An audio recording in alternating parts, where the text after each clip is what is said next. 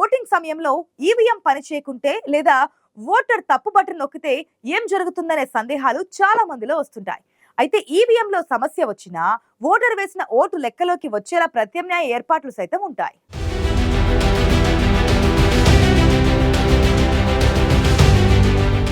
Voting జరుగుతుండగా అకస్మాత్తుగా EVM పనిచేయడం ఆగిపోతే ఏం జరుగుతోంది? ఓటు వేసే సమయంలో ఎవరైనా ఈవీఎంలలోని తప్పుడు బటన్ నొక్కితే మళ్ళీ ఓటు వేసే అవకాశం ఉంటుందా?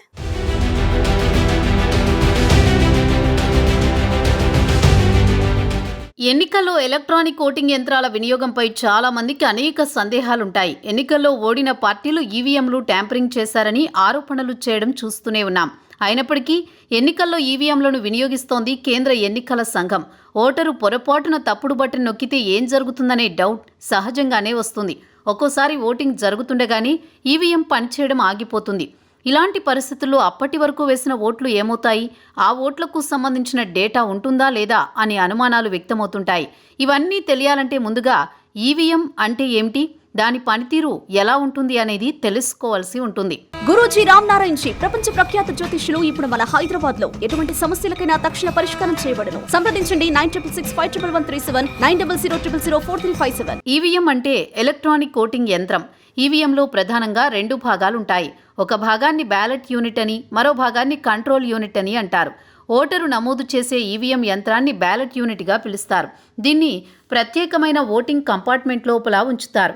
అందులోకి వెళ్లి ఓటరు రహస్యంగా ఓటు వేయవచ్చు. కంట్రోల్ యూనిట్ అనేది ప్రిసైడింగ్ అధికారి లేదా పోలింగ్ అధికారి దగ్గర ఉంటుంది. 5 మీటర్ల కేబుల్తో ballot unit, control unit connect అయి ఉంటాయి. ఎంతమంది ఓటు వేశారు అనే సమాచారం కంట్రోల్ యూనిట్లో ఎప్పటికప్పుడు నమోదవుతూ ఉంటుంది. వీటికి అదనంగా voter verifiable paper audit trial యంత్రం కూడా అక్కడే సిద్ధంగా ఉంటుంది.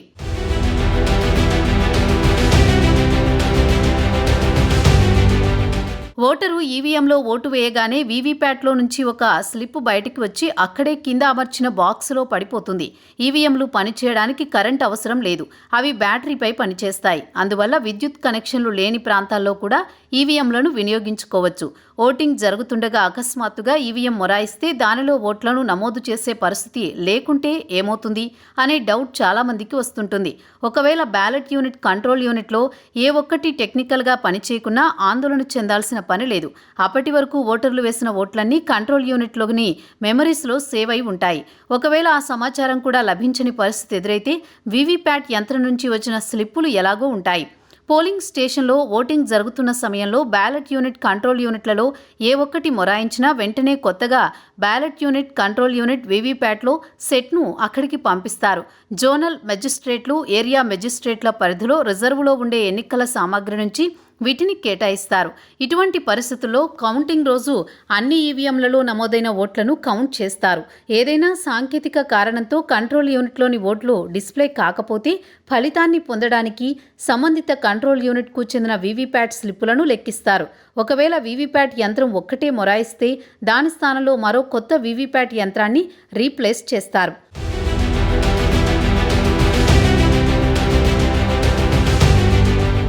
ఇక ఓటరు పొరపాటున ఈవీఎంలోని ఏదైనా తప్పుడు బటన్ నొక్కితే ఎలా? ఆ ఓటు నమోదైనట్టా? మరోసారి ఓటు వేసేందుకు ఛాన్స్ ఇస్తారా అనే డౌట్స్ చాలా మందికి వస్తుంటాయి. ఈవీఎంపై రాజకీయ పార్టీ అభ్యర్థికి సంబంధించిన గుర్తు వద్ద ఉండే బటన్ను ఓటరు నొక్కగానే రెడ్ కలర్ సిగ్నల్ వస్తుంది. ఆ వెంటనే బీప్ సౌండ్ వినిపిస్తుంది. ఇంకా అదనంగా వీవీప్యాట్ నుంచి ఒక స్లిప్ కూడా వస్తుంది. ఈ సంకేతాలే ఆ ఓటరు వేసిన ఓటు నమోదైందని చెప్పేందుకు నిదర్శనం. ఒకవేళ ఎవరైనా పొరపాటున ఈవీఎంపై తప్పుడు బటన్ నొక్కి ఓటు నమోదు కాకపోతే మరోసారి ఓటు వేయడం అంత ఈజీ కాదు. దానికోసం అక్కడున్న పోలింగ్ అధికారి అనుమతి తప్పకుండా తీసుకోవాలి. పోలింగ్ అధికారి వెంటనే వచ్చి ఈవీఎంలో ఉండే ఒక బటన్ను నొక్కితే మరోసారి ఫ్రెష్గా ఓటు వేసేందుకు అవకాశం కలుగుతుంది. అయితే ఆ సమయంలో ఎన్నికల ప్రవర్తన నియమాలు 1961లోని రూల్ నెంబర్ 49 MA ప్రకారం ఇటువంటి పరిస్థితుల్లో ఓటరు నుంచి రాతపూర్వక ప్రకటనను ప్రిసైడింగ్ అధికారి కోరే అవకాశం ఉంటుంది. ఓటరు చేస్తున్న క్లెయిమ్ నిజమైనదని రుజువైతే రిటర్నింగ్ అధికారి అనుమతి తీసుకుని మరోసారి ఓటు వేసేందుకు అనుమతి ఇస్తారు.